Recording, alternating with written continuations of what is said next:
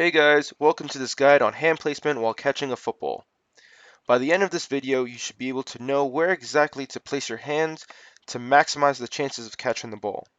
With enough practice, we should be turning any attempt into a guaranteed catch.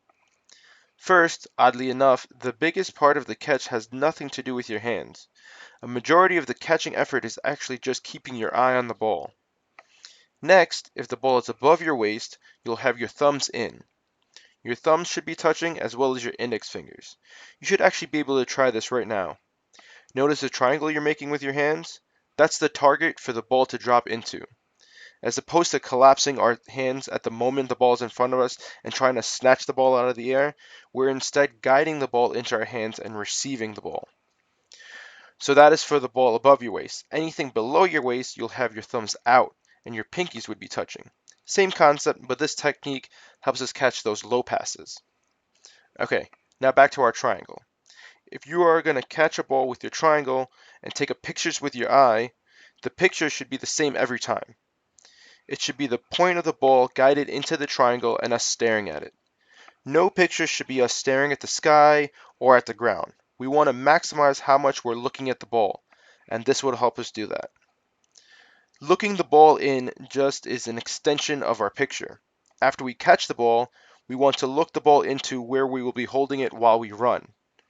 After catching a pass, we naturally cradle the ball into our arm. We want to look at the ball all the way up until this point when the ball is snug into our arms. Let's see an example of someone ready to catch the ball above their waist with thumbs in. Notice Jake has his thumbs in, he has a good triangle, and a good target for the ball. Let's see this at a closer view.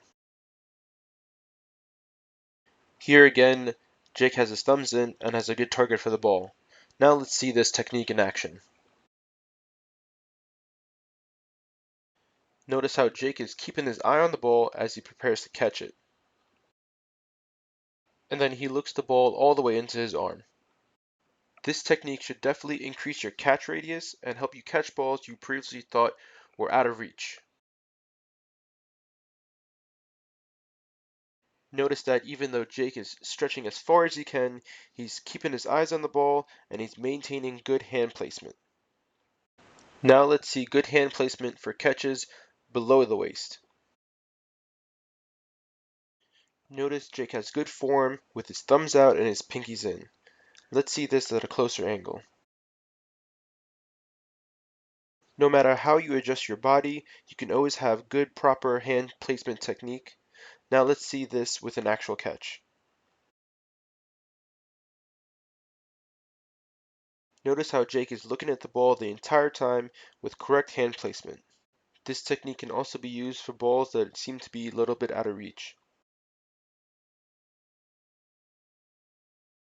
Correct hand placement is something that needs to be practiced every time you take to the field in order to make it second nature when it comes to game day. So whether you're by yourself or you're at practice, remember to have good hand placement in order to increase the amount of catches you'll have.